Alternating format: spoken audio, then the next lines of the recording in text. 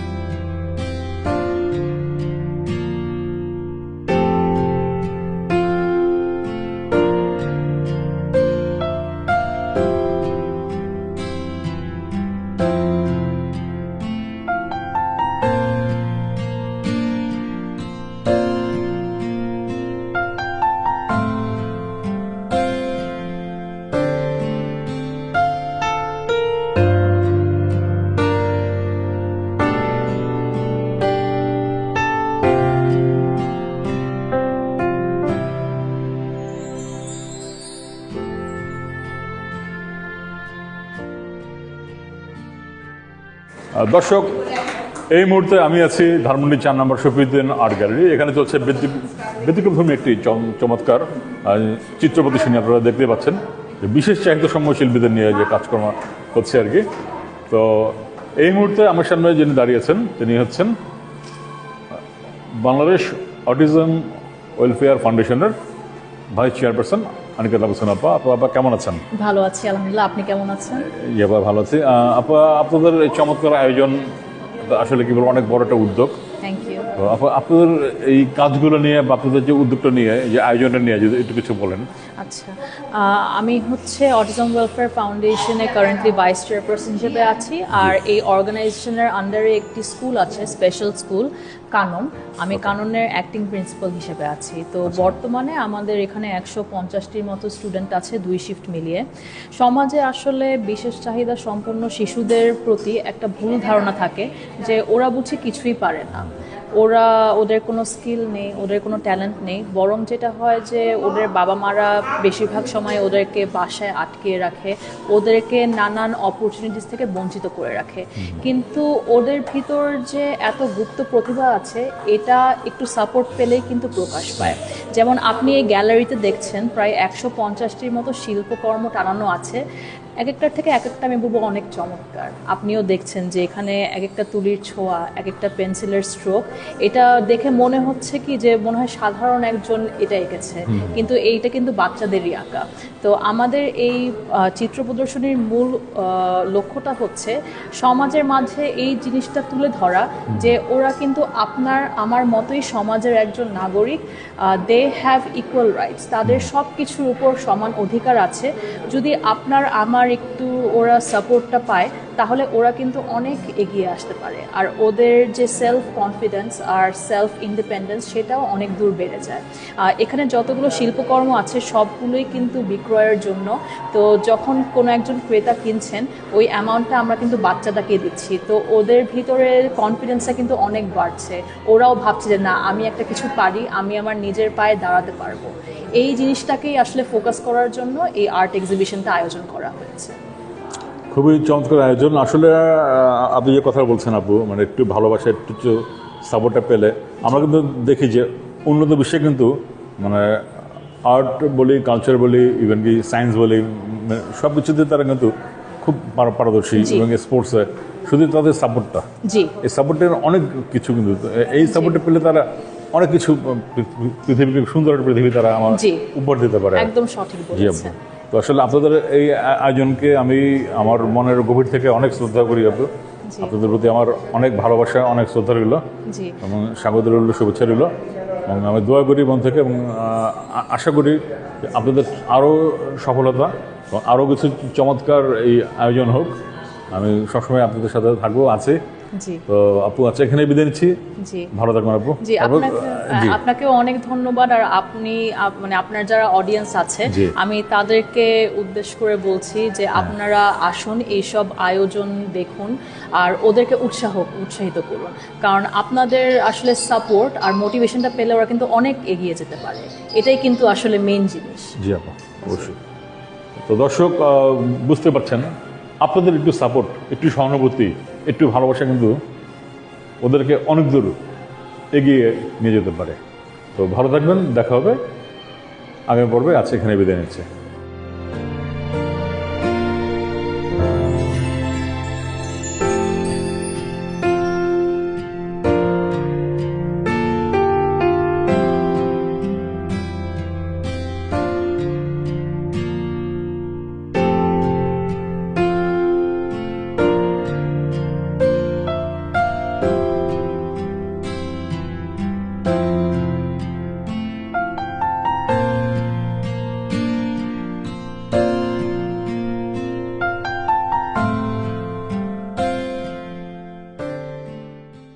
দর্শক, আমি এখন আছি সুবিদিনী শিল্পালয় আর্ট গ্যালারি। এখানে চলছে বিশেষ চাহিদা সম্পন্ন শিল্পীদের নিয়ে একটি বিশেষ আয়োজন।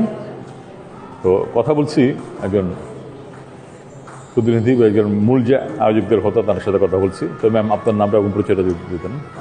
আসসালামু আলাইকুম। ধন্যবাদ আপনাকে। আমি মরিয়ম মনোয়ার, কানন স্কুল অব অটিজম ওয়েলফেয়ার ফাউন্ডেশনের ভাইস প্রিন্সিপাল। কানন অটিজম ওয়েলফেয়ার ফাউন্ডেশন 2004 সাল থেকে 4 সালে 4 এপ্রিল থেকে এর পদযাত্রা শুরু হয়েছে। তো শুরু থেকেই আছি এখানে। তো এখানে শিক্ষার্থীদের নিয়ে, জানেন আপনারা অটিজম যেহেতু নামটা আছে, তো এখানে যারা আছে তারা এইচডি মানে অটিজম স্পেকট্রাম ডিসঅর্ডারের শিক্ষার্থীরা এখানে আছে। তো এই শিক্ষার্থীদের আমরা তাদের যে প্রতিভা আছে সেই প্রতিভাগুলো বিকাশ করার জন্য আমরা নানাভাবে কাজ করে থাকি। তার মধ্যে তাদের একটা মানে চমৎকার প্রতিভা হচ্ছে চিত্রাঙ্কনে।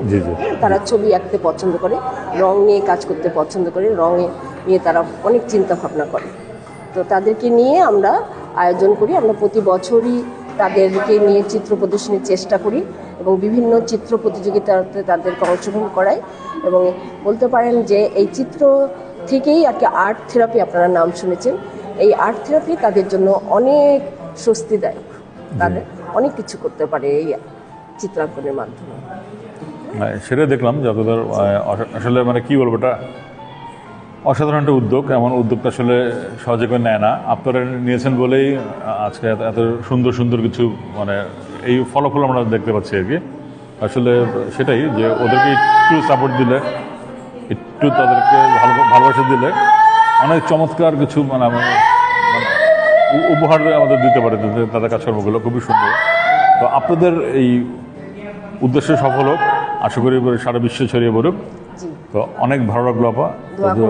দর্শকদের উদ্দেশ্যে যদি কিছু বলতে চান। দর্শকদের উদ্দেশ্যে বলি যে আমাদের এই শিক্ষার্থীদের দেখে আমরা যা ওদের থেকে বের করতে পারছি, আরও বাংলাদেশের বিভিন্ন জায়গায় আমাদের এই ধরনের শিক্ষার্থী আছে বা এই ধরনের স্টুডেন্ট ছেলেপেলে আছে, তাদেরকে নিয়ে কাজ করতে হবে। তাদেরকে এক জায়গায় কাজের মধ্যে না আনতে পারলে হবে না, চেষ্টা করতে হবে সবার। আমি চাই ওদেরকে নিয়ে কাজ করতে হবে, শুধু শুধু বসিয়ে রাখলে হয় না। হ্যাঁ, হতাশা নিয়ে থাকবে না। বাবা মাকে বলবো যে তাদের বাচ্চাদেরকে বের করে নিয়ে আসতে হবে বিভিন্ন কাজের মাধ্যমে। প্রত্যেক বাচ্চার মধ্যে কিছু না কিছু সৃষ্টিশীল জিনিস থাকে, হ্যাঁ, সেইটা তারা বের করে নিয়ে আসবে। তাদের সেই বের করার জন্য যারা অভিভাবক আছেন, শিক্ষক আছেন, তারা কাজ করবেন। দেখবেন তাদেরকে নিয়ে একটা কাজ করা যায়, তাদেরকে নিয়ে অনেক আয়োজন করা যায়, যা আপনারা দেখতে পাচ্ছেন। আমাদের শিক্ষার্থীরা কিন্তু বিভিন্ন জায়গায় চিত্র প্রতিযোগিতা অংশগ্রহণ করে তারা সফলতা অর্জন করছে, হ্যাঁ, এবং জাতীয় পর্যায় পর্যন্ত তারা পুরস্কার পেয়েছে। আবার অনেক শিক্ষার্থীদের ছবি কিন্তু বাইরেও যাচ্ছে।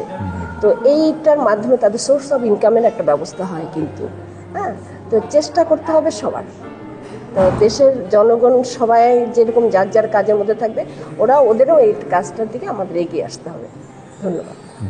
তো দর্শক আসুন আমরা ওদের পাশে থাকি, ওদেরকে একটু ভালোবাসা দেই, ওদেরকে উৎসাহ দেই, হতাশ না করি। দেখবেন ওদের মাধ্যমে আমরা খুব সুন্দর একটি পৃথিবী উপহার পাবো। তো আজ এখানে শেষ করছি, দেখা হবে আগামী পর্বে। ভালো থাকবেন। Like and subscribe my channel. I am Harris81.